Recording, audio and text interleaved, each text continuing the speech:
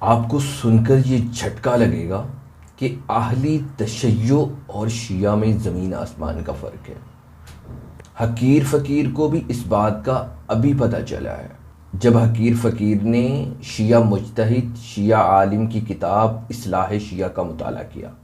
اس کتاب کے مصنف شیعہ عالم شیخ موسیٰ موسوی، جو کہ پوتے ہیں سید ابو الحسن موسوی اصفہانی کے، جن کے بیٹے کو مسجد میں نماز کے دوران ذبح کر دیا گیا تھا، یعنی شیخ موسیٰ موسوی کے والد محترم کو۔ اور سید ابو الحسن موسوی اصفہانی کا اتنا بڑا گردہ تھا کہ انہوں نے اس کے قاتل کو معاف کر دیا، اور کتنی بڑی علمی شخصیت تھی اس بارے میں یہ حقیر فقیر گزشتہ کل بتا چکا ہے۔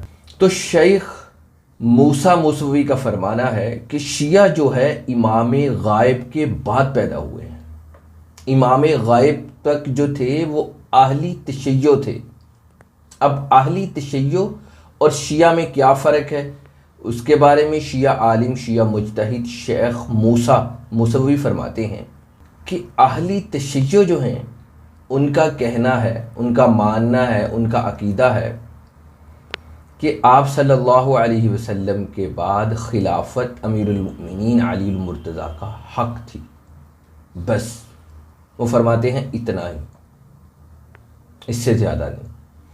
اب جو امام غائب کے بعد شیعہ پیدا ہوئے ہیں، انہوں نے جو عقیدہ گڑھا ہے وہ کیا ہے؟ وہ یہ ہے کہ خلافت امیر المؤمنین علی المرتضیٰ کا آسمانی حق ہے، یعنی نص سے ثابت ہے، یعنی قرآن سے ثابت ہے۔ یہ بہت بڑا فرق ہے اہلی تشیع میں اور شیعہ میں۔ شیخ موسیٰ موسوی نے جو فرق بتایا ہے اس کو بالکل سادہ لفظوں میں بتاؤں جس سے مجھ جیسا ان پڑھ بھی جاہل بھی سمجھ لے گا۔ یعنی اہلی تشیع کے نزدیک خلافت امیر المؤمنین علی المرتضیٰ کا حق ہے، یہ ان کی ذاتی رائے تھی، لیکن شیعہ کہتے ہیں کہ خلافت امیر المؤمنین علی المرتضیٰ کا حق تھی کیونکہ وہ اللہ نے ان کو عطا کی تھی۔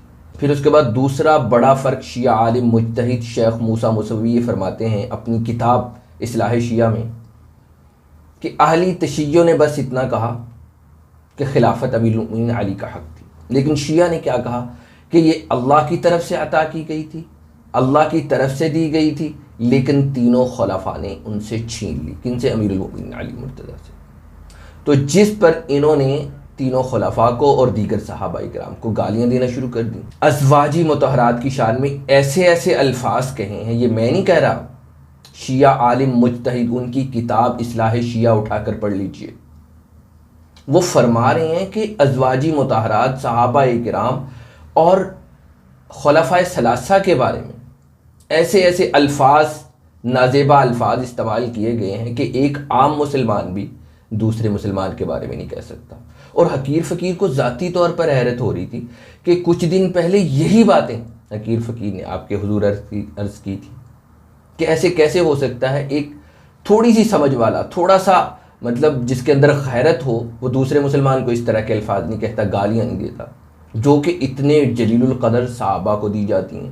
وہی الفاظ ایک شیعہ عالم اور شیعہ مجتہد کہہ رہے ہیں جو حقیر فقیر نے کہے تھے۔ پھر اس سے بھی بڑی حیرت کی بات کہ حقیر فقیر نے جو بات کہی تھی نا کہ صحابہ کرام کو برا کہنے سے اہل البیت آلی رسول اولادی رسول کو برا کہنا لازم آتا ہے، بالکل یہی الفاظ تھوڑی سی تبدیلی کے ساتھ شیعہ عالم شیعہ مجتہد کہہ رہے ہیں۔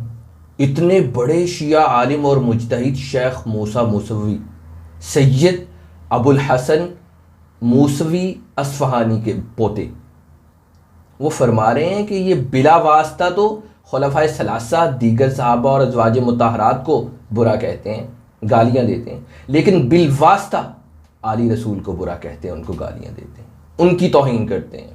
یہی الفاظ حقیر فقیر نے کچھ دن پہلے کہے تھے، حالانکہ ان کی کتاب کا مطالعہ گزشتہ کل کیا ہے اور آج کیا ہے۔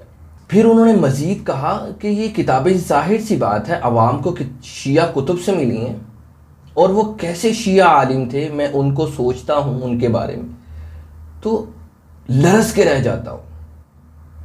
پھر انہوں نے مزید کہا کہ اللہ انہیں معاف کرے کہ انہوں نے یہ باتیں کیسے لکھ دیں۔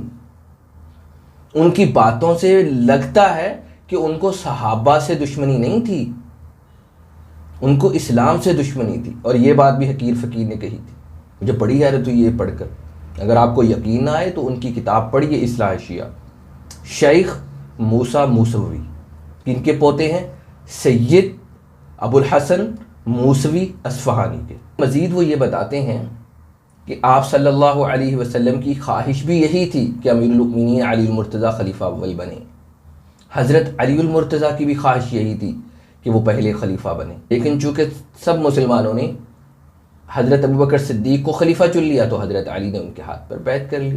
تو یہاں پر شیعہ عالم مجتہد شیخ موسیٰ موسوی فرماتے ہیں کہ جب رسول اللہ صلی اللہ علیہ وسلم کی خواہش تھی کہ حضرت علی خلیفہ بنے تو انہوں نے کہا کیوں نہیں؟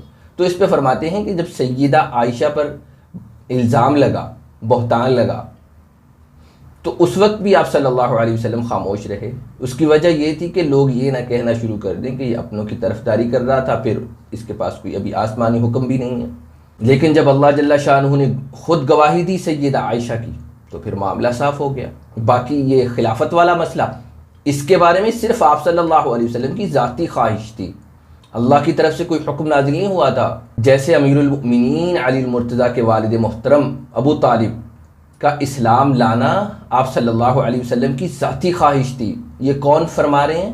شیعہ عالم مجتہد شیخ موسیٰ موسوی۔ پھر اس کے بعد وہ نہج البلاغہ سے ایک حوالہ دیتے ہیں کہ امیر المؤمنین عمر فاروق نے فرمایا کہ اس بات میں کوئی شک نہیں ہے کہ امیر المؤمنین علی المرتضیٰ ہی خلافت کے حقدار تھے، لیکن ایک تو یہ بہت چھوٹے ہیں، دوسرا ان کے دل میں بنی عبد المطلب کے لیے محبت بہت زیادہ ہو سکتی ہے۔ آگے چل کے شیخ موسیٰ موسوی فرماتے ہیں کہ طبی طور پر بھی امیر المؤمنین علی المرتضیٰ کا حق تھا کہ وہ پہلے خلیفہ بنتے آپ صلی اللہ علیہ وسلم کے بعد، کیونکہ آپ صلی اللہ علیہ وسلم کو بڑا لاڈ تھا امیر المؤمنین علی المرتضیٰ سے، ہر وقت ان کے ساتھ رہے، بچپن میں، لڑکپن میں، جوانی میں۔ پھر آپ صلی اللہ علیہ وسلم کی سب سے پیاری صاحبزادی ان کے گھر تھی۔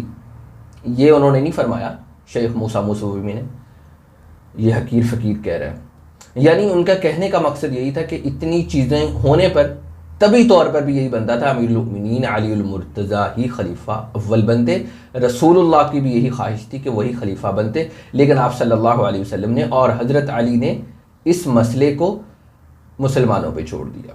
تو انہوں نے جب دوسرے خلیفہ چن لیے یعنی حضرت ابوبکر صدیق رضی اللہ تعالیٰ عنہ، تو حضرت علی نے ان کے ہاتھ پر بیعت کر لی۔ اتنا معاملہ تھا۔ اب شیخ موسیٰ موسوی فرماتے ہیں لیکن شیعہ نے امام غائب کے بعد اس بات کو اتنا زیادہ بڑھا دیا کہ خلافت چھین لی گئی اور ان کو گالیاں دینا شروع کر دی، ان کو غاصب کہنا شروع کر دیا، جس کا نتیجہ یہ نکلا کہ اہلی سنت کی طرف سے پھر ان کو کافر کہہ دیا گیا۔ خلاصہ کلام یہی ہے، شیعہ عالم مجتہد شیخ موسیٰ موسوی سید ابو الحسن موسوی اصفہانی کے پوتے کے فرمان کے مطابق شیعہ دین اور اہلی تشیع دین میں زمین آسمان کا فرق ہے۔